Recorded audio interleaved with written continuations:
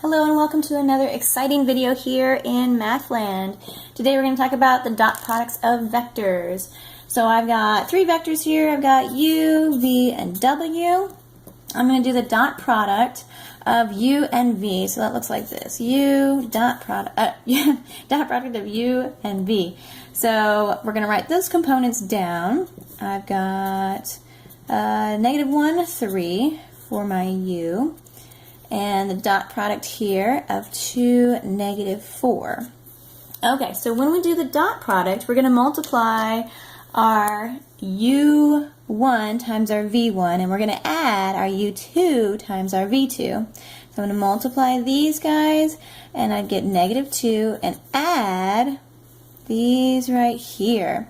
3 times -4, that'd be -12. Okay, so my result of the dot product of u and v would be -14. Ta-da! And that's it. So you're just multiplying the u1 times the v1 plus the u2 times the v2. Okay, so let's try something else. What if we had something like, well, let's go ahead and do, let's go ahead and do this guy. So if I had the dot product of u and v times that vector over there, w, what is that going to look like?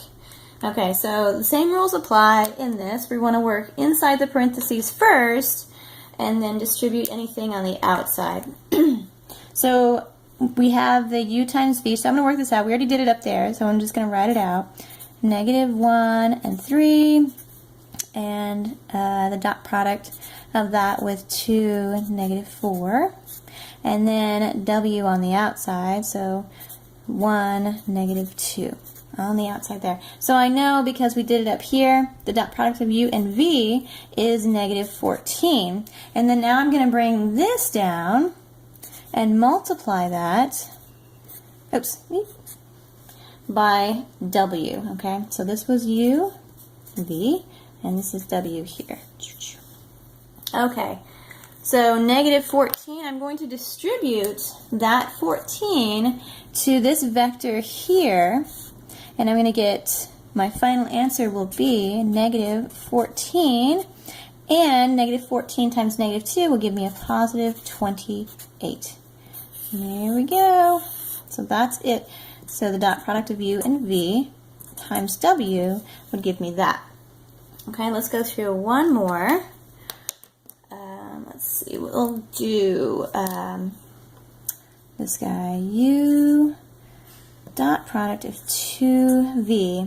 Now the rule here, when we have a scalar component out here, if we have it with one of these and we're doing a dot product, you could write it like this, or it also means that the 2 is on the outside of this dot product.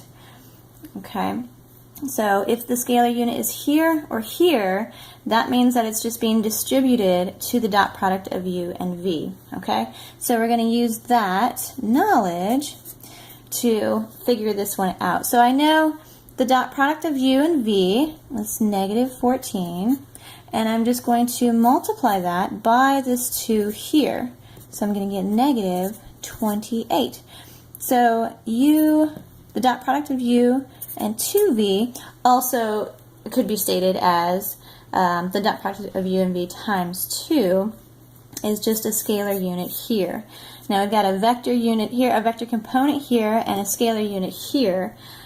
Just because the dot product would yield a scalar unit, but if we have a dot product and yet we multiply it by another vector, we're going to end up with a vector there. So that's it, dot products of vectors. Enjoy!